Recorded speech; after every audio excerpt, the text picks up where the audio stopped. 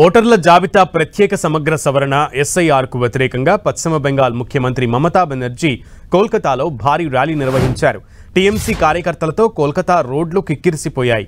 3 కిలోమీటర్ల మేర ర్యాలీ కొనసాగింది. ర్యాలీలో మమతా అల్లుడు తృణమూల్ ప్రధాన కార్యదర్శి అభిషేక్ బెనర్జీ కూడా పాల్గొన్నారు. ఈసీ చేపట్టిన ఓటర్ల జాబితా సవరణపై మమత మండిపడ్డారు. కేంద్ర ప్రభుత్వం ఈసీతో కుమ్మక్కై స్పెషల్ ఇంటెన్సివ్ రివిజన్ ద్వారా నిశ్శబ్ద ఓట్ల రిగ్గింగ్కు పాల్పడుతున్నారని దీదీ ఆరోపించారు.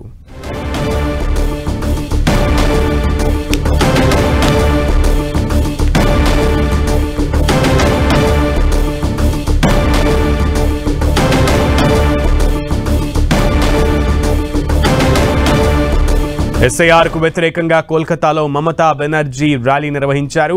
ఈసీ చేపట్టిన ఓటర్ల జాబితా సవరణపై దీదీ ఫైర్ అయ్యారు. 3 కిలోమీటర్ల మేర భారీ ఎత్తున ముఖ్యమంత్రి ర్యాలీ నిర్వహించడంతో కోల్కతాలో ఆ ప్రాంతమంతా కూడా జనసంద్రంగా మారింది. ఇది ఎన్ఆర్సీకి మరొక అడుగు అంటూ కూడా కేంద్రం ఈసీతో కలిసి కుమ్మక్కయి ఓట్ల రిగ్గింగ్కు నిశ్శబ్దంగా పాల్పడుతోందంటూ కూడా మమత ఆరోపించారు.